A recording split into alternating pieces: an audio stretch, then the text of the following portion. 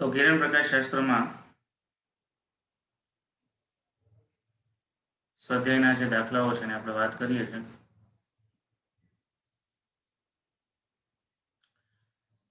આગળ જોઈએ. મારો અવાજ આવે છે? રાઇઝિંગ કરો.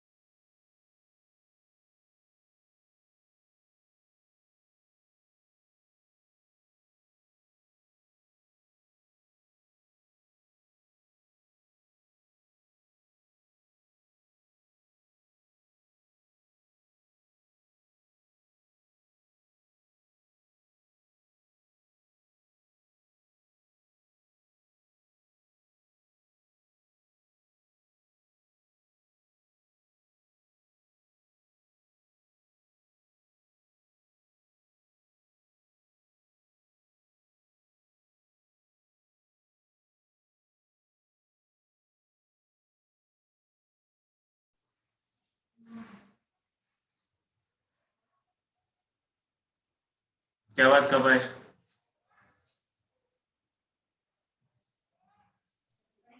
હેલો, અવાજ આવે છે? કપાય છે? ઓલરેડી આવે છે, પેલા કપાતો. તો સ્વાધ્યાયના જે દાખલાઓ છે એમાં આપણે આગળ જઈએ.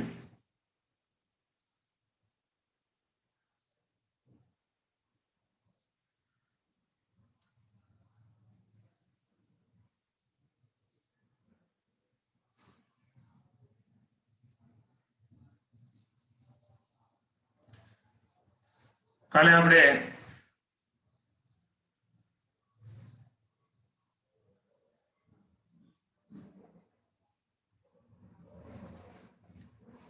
સ્વાધ્યાયના 27મા દાખલા સુધી વાત કરી.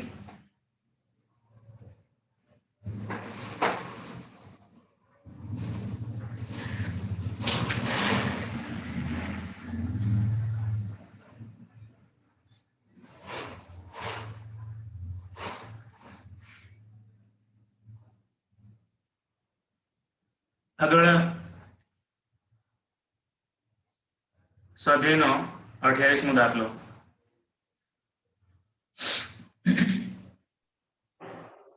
સર, સ્ક્રીન નીકળી ગઈ. એક જ મિનિટ.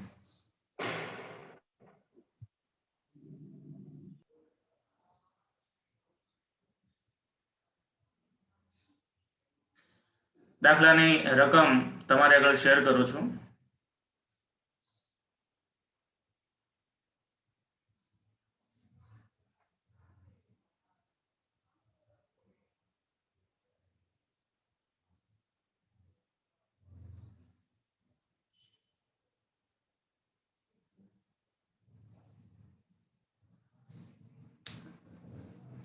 રકમ તમારી સ્ક્રીન પર આવી ગઈ. રાઇઝિંગ કરો.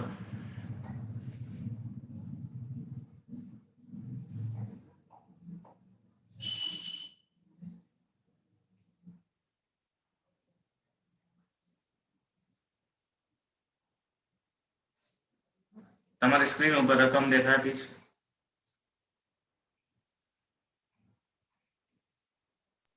આવી ગઈ. ઓકે.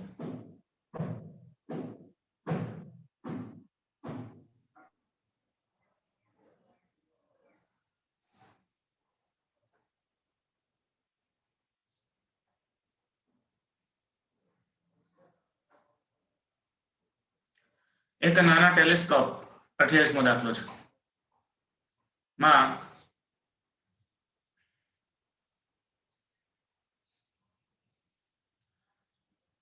140 સેન્ટીમીટર કેન્દ્ર લંબાઈનો ઓબ્જેક્ટિવ લેન્સ, 5 સેન્ટીમીટર કેન્દ્ર લંબાઈનો આઈપીસ છે. તો ટેલિસ્કોપની મોટો શક્તિ એટલે મોટોની પાવર કેટલો? જ્યારે ટેલિસ્કોપની સામાન્ય ગોઠવણી કરેલ હોય એટલે અંતિમ પ્રતિબિંબ અનંત અંતરે મળતું હોય ત્યારે, અને જ્યારે પ્રતિબિંબ નજદીકતામાં એટલે કે 25 સેન્ટીમીટરે મળતું હોય ત્યારે મોટોની પાવર ગણવાનો છે. બંને કિસ્સાઓમાં મોટોની પાવર કેટલો એ આપણે કહેવાનું છે.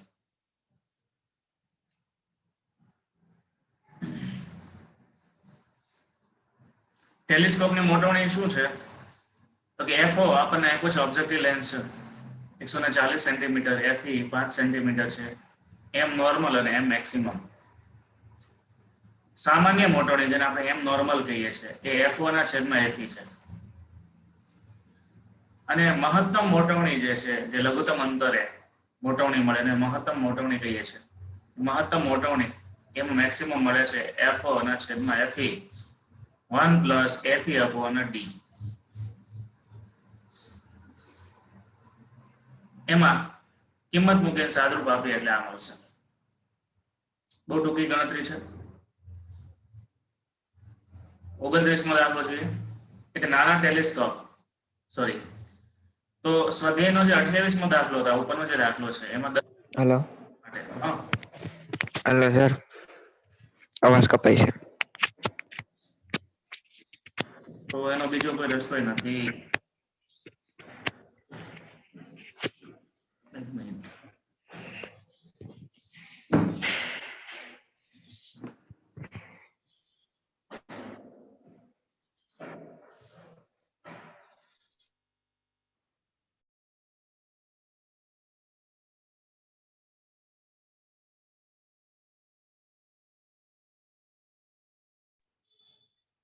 હવે અવાજ આવે છે?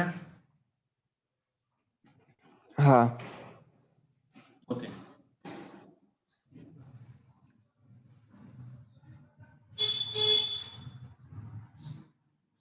તો 28મા દાખલામાં દર્શાવેલ ટેલિસ્કોપ માટે ઓબ્જેક્ટિવ લેન્સ અને આઈપીસ વચ્ચેનું અંતર કેટલું, એટલે કે જેને આપણે ટ્યુબ લંબાઈ કહીએ છીએ, ટ્યુબ લંબાઈ કેટલી, બરાબર. અને જો એ ટેલિસ્કોપનો ઉપયોગ કરી 3 કિલોમીટર દૂર આવેલું હોય અને જેમની ઊંચાઈ 100 મીટર હોય એવો ટાવરને જોવા માટે ઉપયોગ કરવામાં આવે તો ઓબ્જેક્ટિવ લેન્સ વડે રચાતા ટાવરના પ્રતિબિંબની હાઈટ કેટલી, બરાબર. તો આપણે FO ની કિંમત 140 રાખવાની છે, FE છે 5 રાખવાનું, કારણ કે 28માં જે આપ્યું છે એ જ મૂલ્યનો ઉપયોગ કરવાનો છે. એ મૂલ્યનો ઉપયોગ કરીને આપણે આ દાખલાની ગણતરી લેવાની છે. આગળ તો આપણે ટ્યુબ લંબાઈ L માંગ્યું છે.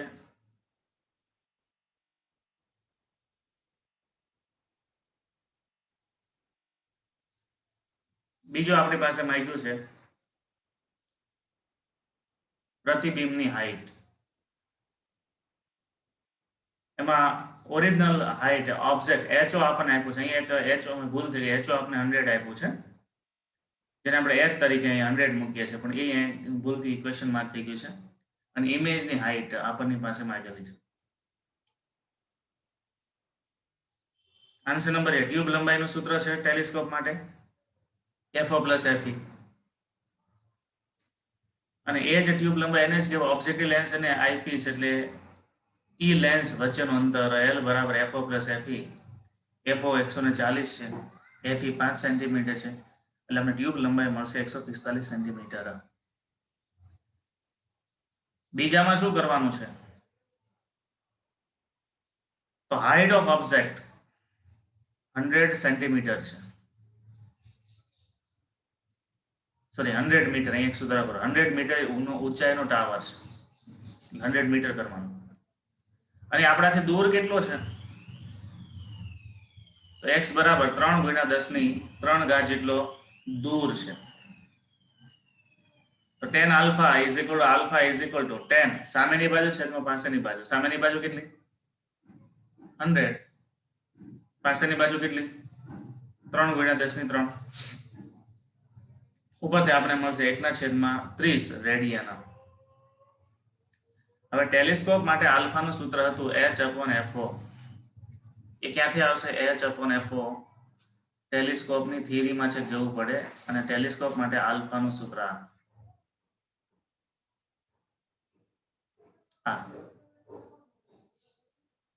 જેને આપણે H ડેશ કહીએ છીએ, હાઈટ ઓફ ઇમેજ, અને કેટલી દૂર છે, બરાબર. એટલે H/FO પરથી આપણને હાઈટનો સંબંધ મળશે જે અહીંયા મૂકવાનો છે. સમીકરણ 1 આલ્ફાનું સૂત્ર છે, સમીકરણ 2 પણ આલ્ફાનું સૂત્ર છે. બંને સમીકરણની સરખામણી કરીએ એટલે અહીંયા ખરેખર h ડેશ અપોન fo કરવું પડે. h ડેશ અપોન fo એમાંથી h ડેશ એટલે હાઇટ ઓફ ઇમેજ અથવા h કરી નાખો તો પણ ચાલે. હાઇટ ઓફ ઇમેજ નું સાદરૂપ આપો, ઇમેજની હાઇટ મળશે 4.67 સેન્ટીમીટર. પછીની મહત્તમ મોટવણીનું સૂત્ર છે me બરાબર 1 plus D upon fe. 1 plus D upon fe માં કિંમત તમને મોટવણી મળશે. કોની મોટવણી મળે છે તો કે IP છે. સી વિભાગમાં જો ટાવરનો અંતિમ પ્રતિબિંબ 25 સેન્ટીમીટર જોવા માટે આવે તો પ્રતિબિંબની ઊંચાઈ મેળવો. હવે તમને એમ કહે છે કે એની વસ્તુ તમે 25 સેન્ટીમીટર માટે કરો તો 25 સેન્ટીમીટર માટે મોટવણીનું સૂત્ર છે me બરાબર 1 પ્લસ ડી અપોન fe. આ એટલું મળ્યું. અને એ મોટવણી મળે તો ફરીથી મોટવણીનું સૂત્ર છે m is equal two hi upon ho માંથી me ને કરતા બનાવો તો hi બરાબર m ઇન્ટુ ho નો ગુણાકાર કરો એટલે hi આપણને મળશે 28 સેન્ટીમીટર. આ રીતે સ્વાધ્યાયનો 29મો દાખલો પણ 3 અને 4 ગુણ માટે માર્ક્સ માટે IMP છે. સ્વાધ્યાયનો 30મો દાખલો જોઈએ જેની અંદર વાત આવે છે વક્રીકારક નહીં પરાવર્તક ટેલિસ્કોપની. રકમ ઉપરથી આકૃતિ બનાવવી પડે તો આપણને અંદાજ આવે કઈ વેલ્યુ આપેલી છે.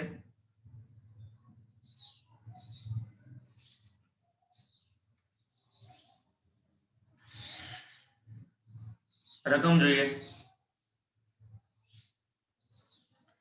એક કેસેગ્રેઇન ટેલિસ્કોપ આકૃતિ 9.30 માં બતાવ્યા મુજબ એટલે થિયરીમાં જે બતાવ્યા છે બે અરીસાઓ વાપરવામાં આવે છે. એ ટેલિસ્કોપમાં બે મિરર વાપર્યા છે. આ ટેલિસ્કોપમાં અરીસો એકબીજાથી 20 mm અંતરે રાખેલ છે. બંને લેન્સ એકબીજાથી 20 mm અંતરે રાખેલા છે.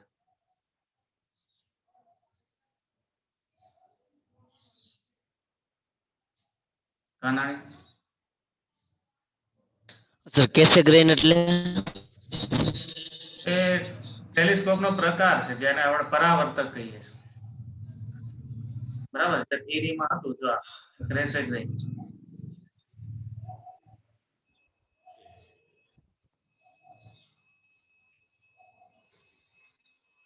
આ જે છે આ કેસેગ્રેઇન જેમાં ઓબ્જેક્ટિવ લેન્સની જગ્યાએ મિરરનો ઉપયોગ કરવામાં આવે છે અને પાછા બે મિરરનો ઉપયોગ છે.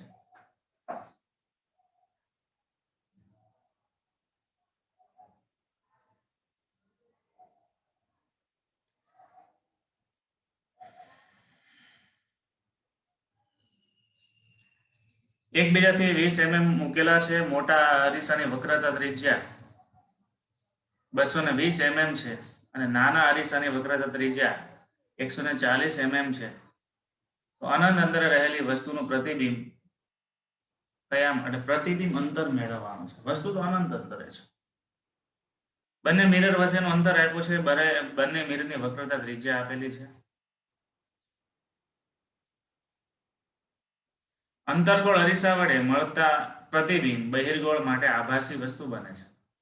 અનંત અંતરેથી જે આવે છે વસ્તુનું પ્રતિબિંબ એટલે અનંત અંતરેથી જે કિરણ આવે છે અહીંયાથી પરાવર્તિત થઈ અને ફરીથી બહિર્ગોળ લેન્સ ઉપર મિરર ઉપર પડી અને ફાઇનલ જે કિરણ છે એ ક્યાં કેન્દ્રિત થાય છે તો આઈપીસ ઉપર કેન્દ્રિત થાય. આઈપીસ છે. તો આનું જે છે પ્રતિબિંબ એ બીજા માટે શું કામ કરે આભાસી વસ્તુનું કામ કરે. એટલે પ્રથમનું પ્રતિબિંબ બીજા માટે આભાસી વસ્તુ અને બીજાનું પ્રતિબિંબ છે ફાઇનલ આઈપીસ ઉપર જાય. એટલે એમ કહેવાય બહિર્ગોળ અરીસાથી આભાસી વસ્તુનું અંતર x' બરાબર 110 માઇનસ 20.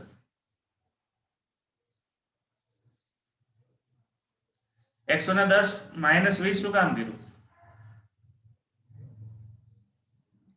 તો કે ખરેખર આ જે મોટો અરીસો છે એની વક્રતા કેટલી છે? લાર્જ એટલે મોટો જે મિરર છે એની વક્રતા કેટલી છે? 220 ભાગ્યા 2 કરો એટલે એનો f મળે એટલે 110. એટલે એનું કિરણ છે ક્યાં ઓબ્જેક્ટ એનું કિરણ છે એ ક્યાં કેન્દ્રિત થતું હોય? 110 સેન્ટીમીટર કેન્દ્રિત થતું હોય, પણ 110 સેન્ટીમીટર માંથી આ 20 સેન્ટીમીટર અંદર કાપી નાખવાનું એટલે 110 - 20 એટલે 90 mm થયું.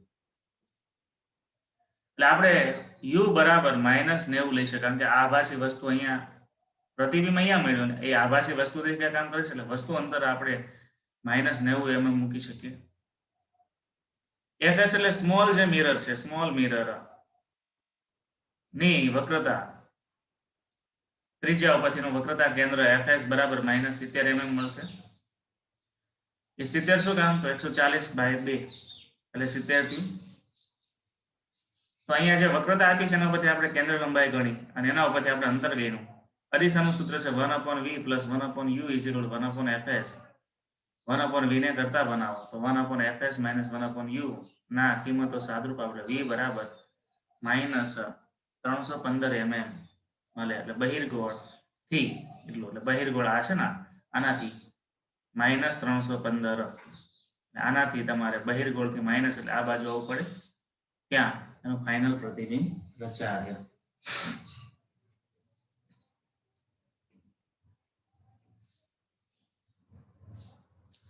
આ 31મો દાખલો છે, ડિફ્લેક્શન વાળો છે. ટેન્જેન્ટ ગેલોનોમીટરમાં આ વસ્તુ વપરાતી.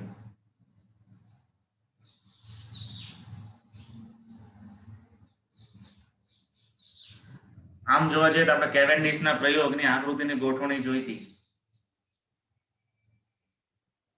અહીંયા એક લેઝર લાઇટ હોય અને ડિફ્લેક્શન સાથે લગાવેલી હોય. જેટલું આને તમે ડિફ્લેક્ટ કરો એટલે લેઝર લાઇટનો જે બીમ છે એ આગળ આમ એ અંતર કાપે. એ જ વસ્તુ પહેલા ગેલોનોમીટરમાં પણ આવતી. બહુ જૂના જે ગેલોનોમીટર છે જેને કહેવાય ડિફ્લેક્ટિવ ગેલોનોમીટર, એમાં આ રીતની ગોઠવણી આવતી. એની એક રેખાકૃતિ આમાં મૂકી છે, પણ બહુ જૂની સિસ્ટમ છે. ગેલોનોમીટરના ગૂંચળા કોઇલ સાથે સમતલ અરીસા ઉપર લંબ રૂપે આપાત કરેલ કિરણ આકૃતિમાં દર્શાવ્યા પ્રમાણે તે જ માર્ગે પાછું ફરે છે. ગૂંચળામાંથી પ્રવાહ પસાર કરતા પ્રવાહને કારણે અરીસામાં 3.5 ડિગ્રીનું કોણાવર્તન આવે છે. ગૂંચળામાંથી પ્રવાહ પસાર કરો અને ગૂંચળા સાથે પાછો અરીસો જોડેલો છે, બરાબર. અને અહીંયાથી આમ લાઇટ આવતી હોય, બરાબર. જ્યારે આ ગૂંચળું છે આ રીતે હોય અને એની સાથે અરીસો જોડેલું હોય તો અહીંયાથી આવતી લાઇટ અહીંથી પાછી આમ રિટર્ન થઈ જાય, બરાબર. પણ હવે થોડુંક ડિફ્લેક્શન થાય. ડિફ્લેક્શન થાય એટલે શું થાય? તો અહીંથી લાઇટ આમ જાય છે પણ અરીસો થોડોક આમ વળી ગયો નમનને કારણે એ લાઇટ આ બાજુ આવે છે. એટલે એવું અહીંયા સોર્સ છે, અહીંયા મિરર છે, મિરર સાથે ગૂંચળું ગોઠવેલું છે અને ગૂંચળામાંથી કરંટ પસાર કરે મિરરના એટલું ડિફ્લેક્શન આવે છે અને ડિફ્લેક્શનને કારણે એ કિરણ અહીંયા આપણને રિફ્લેક્ટ થયેલું જોવા મળે છે. અને કેટલું કોણાવર્તન થાય છે? આનું કોણાવર્તન કેટલું છે? 3.5 નું કોણાવર્તન નોંધવા છે. અરીસાથી 1.5 મીટર દૂર મૂકેલા પડદા ઉપર પરાવર્તિત કિરણના બિંદુનું સ્પોટનું સ્થાન ક્યાં? એટલે અહીંથી આ કયા સ્થાને બિંદુનું સ્પોટ મળે? જો મિરર તમારી સામે હોય તો અહીંયાથી તમે કિરણ જવા દો, એ કિરણ તમારી સામે રિટર્ન થાય. પણ હવે થોડુંક ડિફ્લેક્શનને કારણે અહીંથી આપાત કિરણ છે એ પરાવર્તિત થઈ અને આ ખૂણે આવશે, બરાબર. તો અરીસો છે એ 3.5 નું કોણાવર્તન અનુભવે છે. પ્રકાશનું કિરણ છે 7, તો આના કરતા આ ડબલ દેખાય. હવે અહીંયા છે ને ગમે ત્યાં કંઈક ભૂલ થયેલી છે. ખરેખર એવું હોય તો અરીસાનું જો 3.5 નું કોણાવર્તન હોય તો આ લાઇટનું પણ કોણાવર્તન કેટલું થાય? 3.5 જ થાય. એટલે આમાં કંઈક ભૂલ છે, અહીંયા ભૂલ છે ને સોલ્યુશનમાં ભૂલ છે. એટલે એક તમારે જોઈ લેવાનું. મને તે ભૂલ દેખાણી નથી, પછી મેં મારે ત્યાં કિંમતો મૂકીને આપી દીધું કે થીટા બરાબર શું છે તો કે 3.35 અને ડી બરાબર ક્વેશ્ચન માર્ક. આ થીટા હોય તો આ 2 થીટા થાય. હવે આ 2 થીટા શું કામ લેવાય? લેવાય જ નહીં. પણ હવે આ લોકો લઈને 2 થીટા લઈને ગણતરી મૂકેલી છે. તો આકૃતિ પરથી જ્યારે થીટા બરાબર 3.5 હોય ત્યારે આલ્ફા બરાબર 2 થીટા થાય. ખરેખર નો થાય. આમ હોય ને આમ કરો તો કેટલું થાય? આનો આ સમતલ લંબ સાથે ખૂણો પર એટલો જ અહીંથી ખૂણો બને. એટલે અહીંયા કઈ ભૂલ છે, એટલે એ કરેક્શન કરીને તમારે કરવાનું. આલ્ફા બરાબર 2 થીટા થાય. 2 ગુણ્યા 3 એટલે 7 ડિગ્રી લીધું છે. 7 ડિગ્રી લઈને કરો છો ને તો જવાબ આવે, નકર નથી આવતો. ત્રિકોણ PSO માં રેફરન્સ બુકમાં 2 થીટા લઈને આપ્યું છે. એટલે કદાચ એવું થાય કે આ લોકોને અહીંયા ભૂલ હોય કે અહીંયા થીટા છે, થીટાની વેલ્યુ ખરેખર આપણે 7 ડિગ્રી આપવી પડે તો થઈ જાય. તો પછી 2 થીટા કરવાની જરૂર નથી, કારણ કે થીટા 7 ડિગ્રી હોય તો આ 7 ડિગ્રી થવાનું છે. સીધી વાત છે ને. આ ની સાથે આમ લંબ હોય તો જેટલો આમ ખૂણો બને એટલો જ આમ બનવાનો છે, બરાબર? કારણ કે લેન્સ છે એની સાથે જડિત કરેલો હોય, અરે મિરર.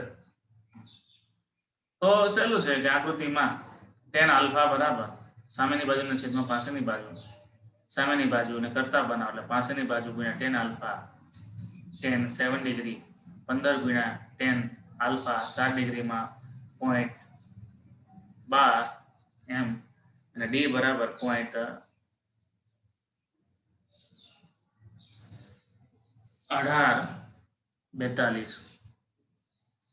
આ mm માં છે, મીટરમાં છે, અને સેન્ટીમીટરમાં કીધું 18.4 સેન્ટીમીટરનો જવાબ આવશે. ત્યાર પછી સ્વાધ્યાયનો 32મો દાખલો છે ને એ લિક્વિડ લેન્સનો છે, અને લિક્વિડ લેન્સનો પ્રયોગ તમારે સિલેબસમાં છે.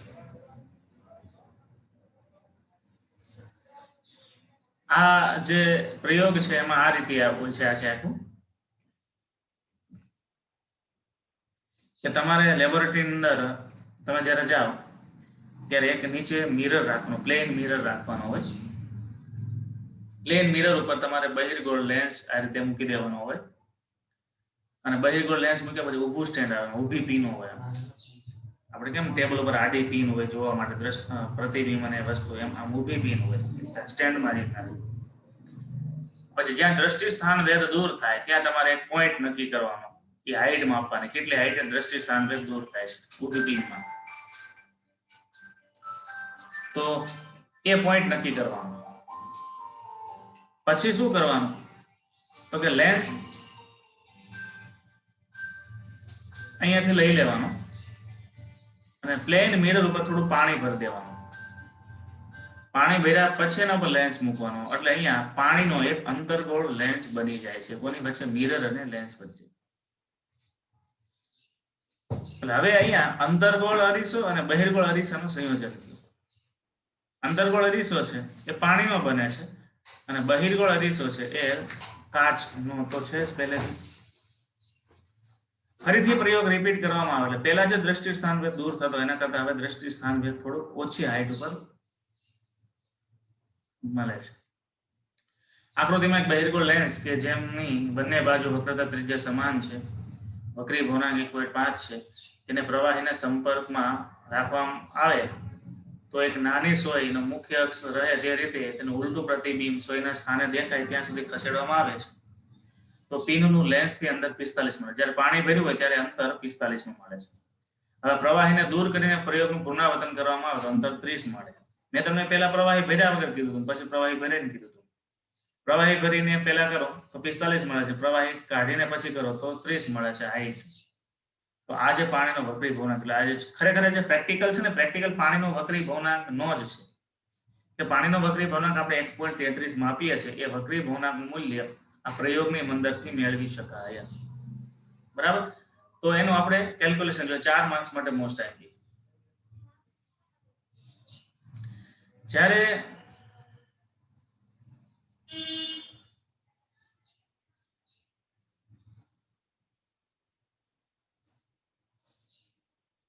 બંને લેન્સ અને સમતલ અરીસા, બહિર્ગોળ લેન્સ અને સમતલ અરીસા વચ્ચે હવા હોય ત્યારે વક્રી ભવનાંક n1 ગણવાનું. આપાત કિરણ અહીંથી આમ આવે, લેન્સમાંથી પસાર થાય, મિરરમાંથી પરાવર્તિત થઈ, પાછો આપાતમાંથી થઈ અહીંયા એનું પ્રતિબિંબ રચે છે.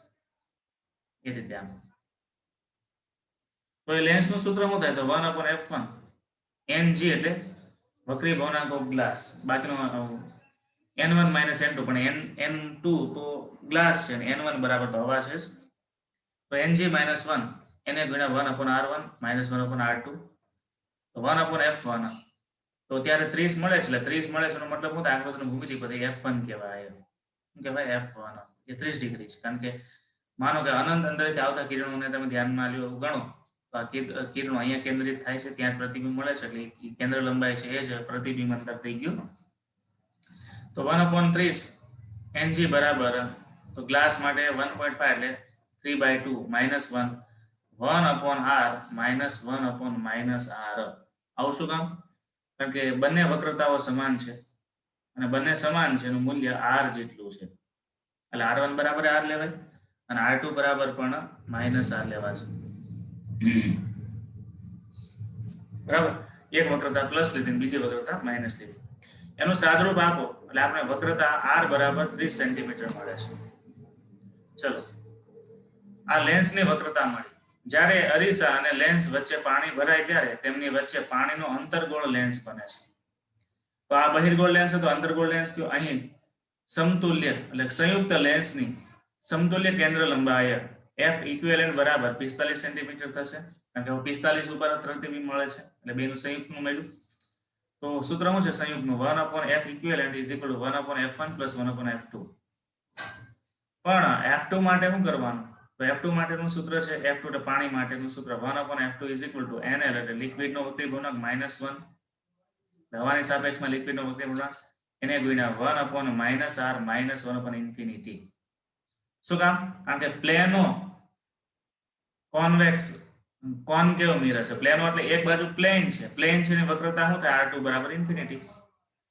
અને એક બાજુ અંતર્ગોળ છે, અંતર્ગોળની વક્રતા શું થાય? -r થાય. સમજાણું?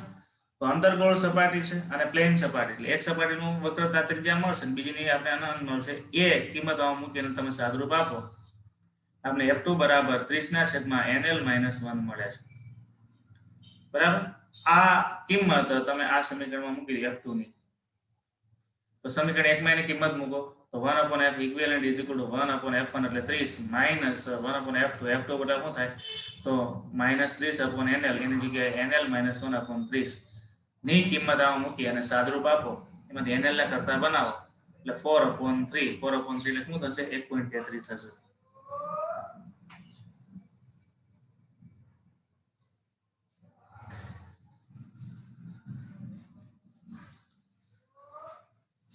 તો આ જે બધા દાખલાઓ છે જે સૂત્રમાં કિંમત મૂકીને સાદરૂપ આપવાના, એની વાત થઈ ગઈ. હવે સ્વાધ્યાયનો 15મો દાખલો છે, આપણે આમ ઓલરેડી ગણી લીધો છે આકૃતિની ભૂમિતિમાંથી, પણ ગાણિતિક રીતે આપણે સાબિત કરવાનું બાકી છે. જો એ 15મા દાખલામાં શું પૂછ્યું છે આપણને?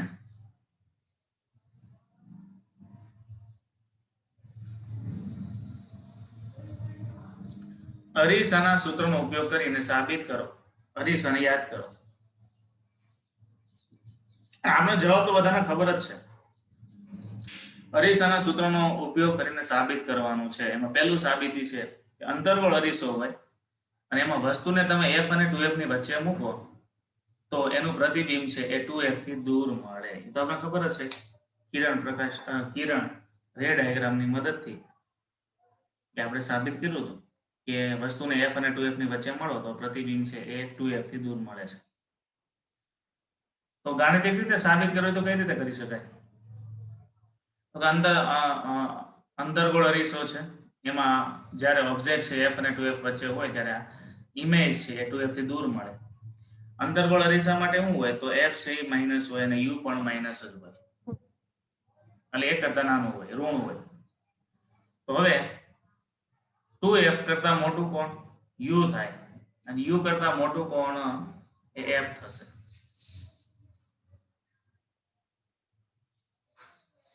કારણ કે f છે 0 કરતા નાનો છે, u છે 0 કરતા નાનો છે.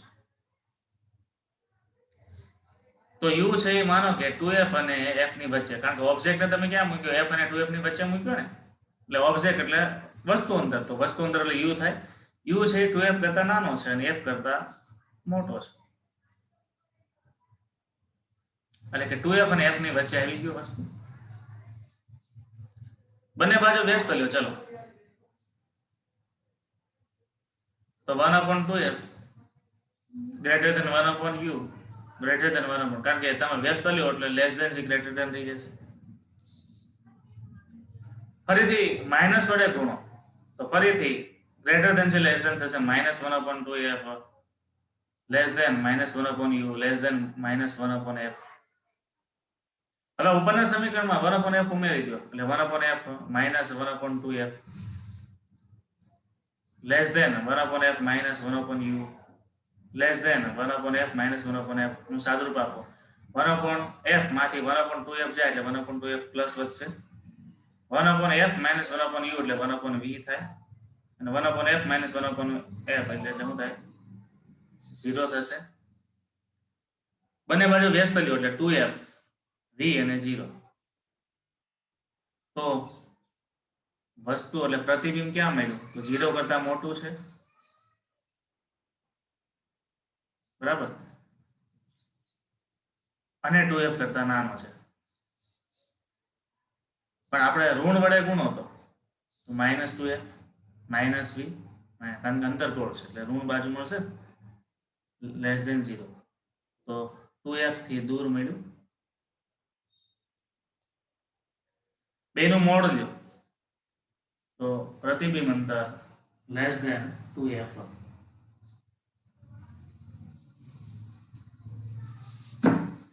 એટલે 2f નાનું છે પ્રતિબિંબ અંતર મોટું છે એટલે પ્રતિબિંબ છે 2f થી દૂર થયું.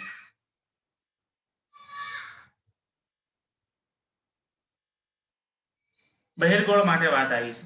બહિર્ગોળ અરીસા હંમેશા વસ્તુ સ્થાનથી સ્વતંત્ર એવું આભાસી પ્રતિબિંબ જ આપે છે. બહિર્ગોળ છે એ આભાસી પ્રતિબિંબ જ આપે.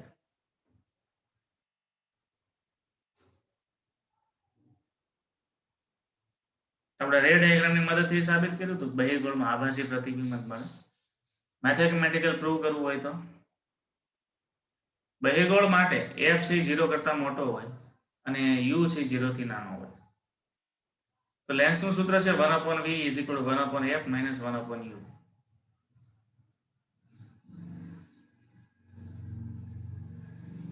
હવે જો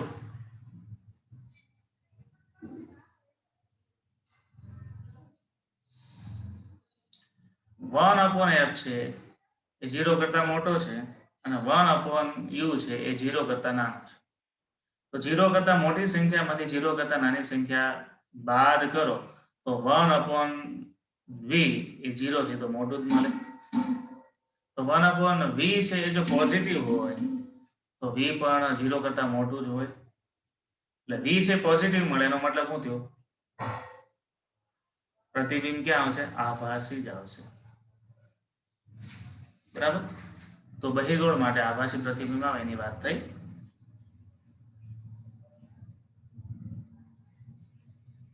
બહિર્ગોળ અરીસા માટે મળતું આભાસી પ્રતિબિંબ હંમેશા કદમાં નાનું અને અરીસાના ધ્રુવ તેમજ મુખ્ય કેન્દ્રની વચ્ચે જ હોય. બહિર્ગોળ માટે તો પ્રતિબિંબ કદમાં નાનું હોય અને ધ્રુવ અને મુખ્ય કદની વચ્ચે જ હોય. કાનાની ભાઈઓ ઊંઘ આવવાની શરૂઆત થઈ ગઈ છે.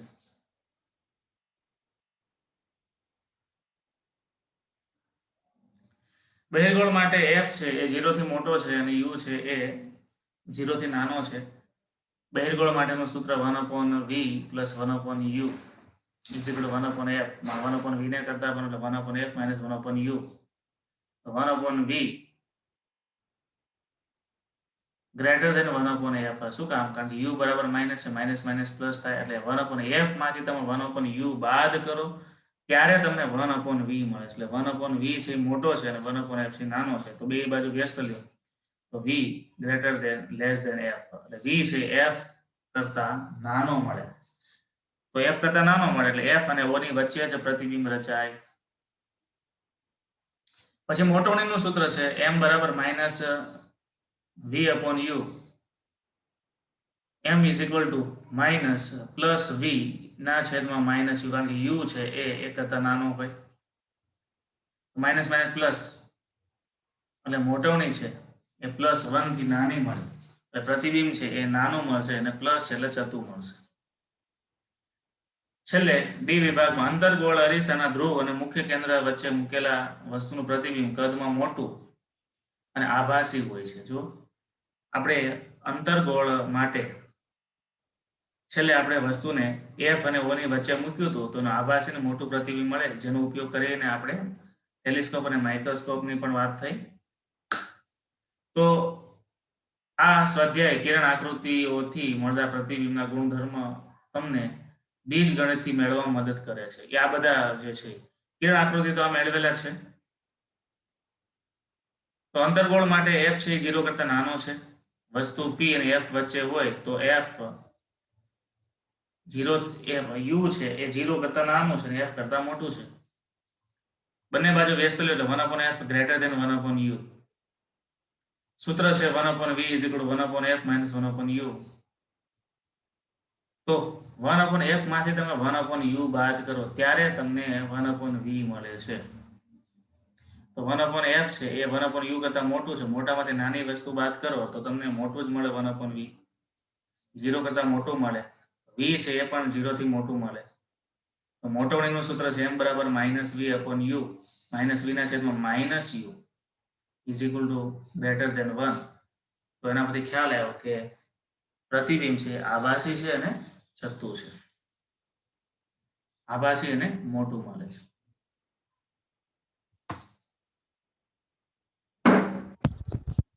Hello sir. હા બોલ. हाँ सर 1/v greater than 0 છે એટલે તારો અવાજ કપાતો પહોંચે છે મને. v ને અંશમાં લેવી તો સામે ઇન્ફિનિટી નો થઈ જાય. એટલે 1/v છે એને અંશમાં લ્યો તો કયા વિભાગમાં? ડી વિભાગમાં. બી વિભાગમાં. ડી ડી ડી ડ ડી વિભાગમાં લીધું. હાલો એમાં આ 1/v છે ત્યાં v થઈ જાય તો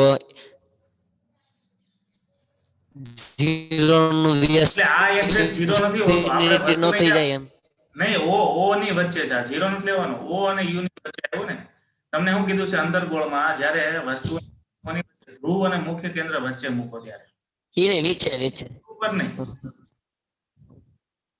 મુખ્ય કેન્દ્ર અને ધ્રુવની વચ્ચે શું થયું? ઓ અને એફ ની વચ્ચે થયું. એટલે ઓ તમે 0 ના લઈ શકો, થોડું દૂર બે ની વચ્ચે મૂકવાનું. મેં ભલે 0 મૂક્યું પણ ઓ તરીકે લેવાનું. સમજ્યા? એ 0 ક્યારે થાય? તમે એક્ઝેક્ટ ધ્રુવ ઉપર કોઈ વસ્તુ તો કોઈ વસ્તુ ધ્રુવ ઉપર થોડી મૂકી શકાય. ધ્રુવ તો અરીસાની અંદર હોય. કોઈ વસ્તુને તમે ધ્રુવની નજદીક મૂકી શકો, ધ્રુવની ઉપર ના મૂકી શકો. ખ્યાલ આવ્યો? અહીંયા મારે આ ઓ વાળી કન્ડિશન જ ખોટી મૂકવાની છે. ખરેખર મારે f લેસ ધેન u જ બતાવવાનું હતું. એટલે એ છે. એટલે તમે 0 નહીં કન્સિડર કરતા, 0 થી ખૂબ નજદીક આવ્યું. તમારી વાત બરાબર છે. તમે વ્યસ્ત લ્યો એટલે તરત ઇન્ફિનિટી થઈ જાય, પણ એ રીતે નહીં જોતા.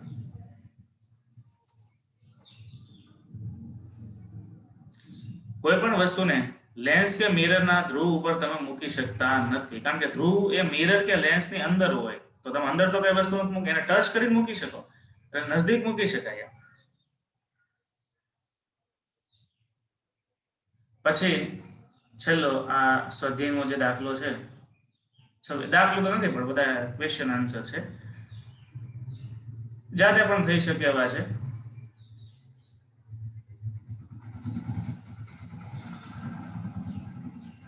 વસ્તુ એ આંખ સાથે બનાવેલ ખૂણો અને વિવર્ધક લેન્સથી રચાતા ખૂણો તેના આભાસી પ્રતિબિંબે આંખ સાથે આંતરેલ ખૂણો સમાન મળે તો પછી વિવર્ધક કાચ કયા હાથમાં કોણીય મોટરને આપે?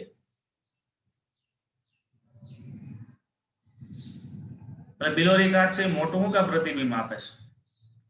તમે ડાયરેક્ટ વસ્તુનો જોવો છો એનો ખૂણો અને છેલ્લા પ્રતિબિંબનું જે આભાસી પ્રતિબિંબ મળે છે એનો ખૂણો બે સમાન જ હોય. એમ વિવર્ધક કાચ વસ્તુના પ્રતિબિંબને આંખની ખૂબ નજદીક લાવે છે, પ્રતિબિંબને નજદીક લાવે છે. ખ્યાલ આવ્યો? એટલે આલ્ફા વધી જાય છે. એટલે કોઈ પણ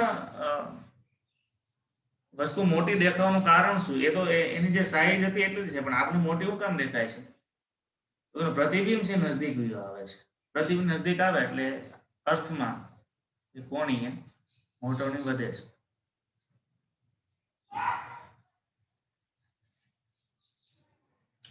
સામાન્ય કોઈ વ્યક્તિ વિવર્ધક કાચમાંથી વસ્તુ જોવા માટે આંખને લેન્સની ઘણી નજદીક રાખે છે. જો આંખને દૂર રાખે તો કોણીય મોટવણીમાં ફેરફાર થાય. તમે કોઈ પણ બિલોરી કાચ જોતા તો બિલોરી કાચ આંખની નજદીક રાખો, પણ બિલોરી કાચને આંખની દૂર રાખો તો શું થાય? ફેર પડે? તો આ ફેર પડે. જેમ આંખથી દૂર તમે બિલોરી કાચ લઈ જાઓ એમ કોણીય મોટવણીમાં શું થાય? ઘટાડો થાય છે. સાદા માઇક્રોસ્કોપની મોટવણી કેન્દ્ર લંબાઈના વ્યસ્ત પ્રમાણમાં છે. તો વધુ ને વધુ મોટવણી મેળવવા માટે ઓછામાં ઓછી કેન્દ્ર લંબાઈનો લેન્સ વાપરવા આપણે કયું કારણ રોકી શકે? તો મોટવણી power is equal to 1/f છે. તેથી જેમ f ઓછો તેમ મોટવણી વધે, પરંતુ ખૂબ નાના f વાળો લેન્સ બનાવવો ખૂબ જ મુશ્કેલ છે. f ક્યારે નાનો થાય? તો f જાડો બને. અને f જાડો બનાવો એટલે શું થાય? આમ વક્ર બનાવવો પડે. અને f વક્ર બનાવો એ થોડું એનું વક્રતા આપી, એ ઢોળાવ આપવો એ થોડો અઘરી પ્રોસેસ છે. કારણ કે લેન્સ છે ને એ એક પ્રકારનું લિક્વિડ હોય. તમે બનાવો એક યુટ્યુબમાં video how to making a lens, અથવા how to making a mirror, અથવા how to making a glass. કાચ કઈ રીતે બને છે? તો એક પ્રકારનું લિક્વિડ હોય, એ લિક્વિડને ધીમે ધીમે શેપ આપણે ઠંડુ પાડતા જાય એમાંથી. એટલે બેન્ડ આકાર, વક્રાકાર કાચ બનાવવો બહુ અઘરી પ્રોસેસ છે. કારણ કે લિક્વિડ સ્વરૂપમાં હોય તો બેન્ડ તો રહી ના શકે, પ્લેન જ રહી. ધીમે ધીમે ઠારણ કરવું પડે, એ વાત છે. સંયુક્ત માઇક્રોસ્કોપમાં ઓબ્જેક્ટિવ અને આઈપીસ બંનેની કેન્દ્ર લંબાઈ નાની શા માટે રાખવામાં આવે છે? જો સંયુક્ત માઇક્રોસ્કોપનું સૂત્ર શું છે? તો મોટવણી શક્તિનું સૂત્ર છે VO/UO + 1/D/FE, approximately 1/f(1 + D/FE). જો બે નાની રાખો તો મોટવણી પાવર શું થાય? વધે, કારણ કે વ્યસ્તમાં સંબંધ છે. તો ઓબ્જેક્ટિવ લેન્સ ની f જેમ નાની અને આઈપીસ ની f જેમ નાનું એમ મોટવણી પાવર વધશે. ઉપરના સમીકરણથી કહી શકાય કે f1 f નાના તેમ m મોટવણી પાવર વધુ. સંયુક્ત માઇક્રોસ્કોપમાં જોવામાં આંખમાં આઈપીસની અડોઅડ નહીં પરંતુ સહેજ દૂર રાખવા શા માટે આવે છે? આઈપીસ અને આંખ વચ્ચેનું આ નાનું અંતર કેટલું હોવું જોઈએ? તમે સંયુક્ત માઇક્રોસ્કોપમાં કોઈ પણ જોતા હોય તો આંખને અડોઅડ નહીં, થોડું દૂર રાખવાનું. જો આંખને આઈપીસથી વધારે નજદીક રાખીએ તો ઓછા પ્રતિબિંબના કિરણો આંખ વડે ઝીલી શકાય, તેથી વસ્તુ ઝાંખી દેખાય. જો થોડે દૂર રાખવામાં આવે તો આંખનો દ્રષ્ટિ વિસ્તાર વધે છે, દ્રશ્ય વિસ્તાર વધે છે અને કિરણો વધારે ઝીલી શકાય છે અને વધુ સ્પષ્ટ વસ્તુ દેખાય છે. વધારે કિરણો આંખમાં આવે, તમે થોડા દૂર રાખો ને તો વ્યૂ એ વધે. આમ નજીક રાખો તો નહીં બહુ દેખાય, એટલે દૂર રાખવામાં આવે છે. અહીંયા આપણે આ પ્રકરણ પૂરું કરીએ, સાથે સાથે આ સેમેસ્ટર પણ પૂરું કરીએ છીએ. બરાબર? તો પ્રકરણ નંબર 10 ની વાત ઉલટા વેકેશનમાં કરીશું. ઓનલાઈન અથવા ઓફલાઈન જે તે નિર્ણય લેવાય રીતે.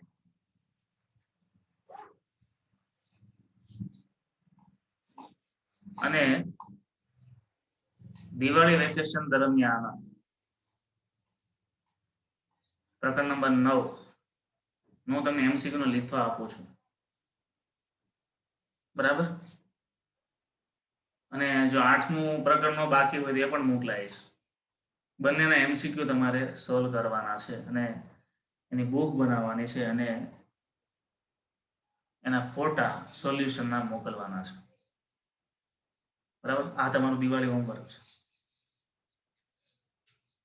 સાથે સાથે પહેલો જે પાર્ટ છે,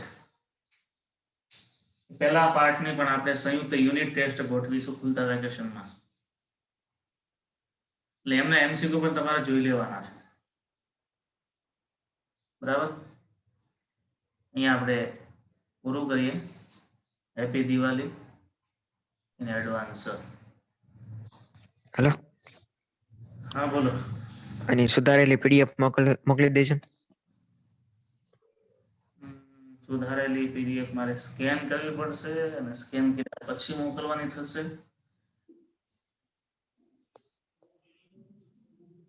હાલો કે જોઉં છું ગુરુકુળ બાજુ આવતો હશે તો વરિયા. હા સર, આપણે આ 10મા ચેપ્ટર થી 14મા ચેપ્ટર લગીની બધી PDF મોકલીજો ને, એટલે ઝેરોક્સ ને એવું કઢાવવું હોય તો આગળ નીકળે એમ. 10 થી વેકેશન વાંધો દરમિયાન નહીં. હા એ થઈ જાય. બધી આગળ મોકલીજો ને તો સર ઝેરોક્સ ને એવું કઢાવવું હોય ને તો જથ્થાબંધ નીકળી જાય એમ. હા તો વાંધો નહીં, પાછું WhatsApp થી મને યાદ કરાવતો રહે, ભૂલી જાવ. હા, ગ્રુપમાં મૂકશો કે? મોટી ફાઇલો છે, મોટા મોટા છે, એ મોટી MB ની ફાઇલ છે, એટલે એક દિવસે એક દિવસે મોકલીશ. હા, ઓકે. વાંધો નહીં. એ સિવાય કોઈ વિદ્યાર્થીને કંઈ પણ ક્વેરી હોય તો વેકેશનમાં પણ ગમે ત્યારે ટેલિફોનિક નંબરથી મારી સાથે વાત કરી શકે છે. મારો નંબર તો બધા પાસે છે જ, ન હોય તો નોંધી લેજો. 97 274 17 274 17 008. એ સિવાયનો જીઓનો નંબર છે, કદાચ આ નંબર નેટવર્કમાં ન હોય તો એ હું તમને WhatsApp થી ગ્રુપમાં આપી દઈશ. અહીંયા આપણે પૂરું કરીએ. કોઈ પણ વિદ્યાર્થીને કઈ ક્વેરી હોય તો એટ એ ટાઈમ ફોન ન લાગે તો તમારે WhatsApp થી મને મેસેજ અથવા તો વોઇસ કોલ કરી દેવાનો, વોઇસ મેસેજ નાખી દેવાનો, બરાબર. જે કંઈ ડાઉટ હોય તો એ તમને એનું સોલ્યુશન મળી જશે. જય સ્વામિનારાયણ. હેપી દિવાળી.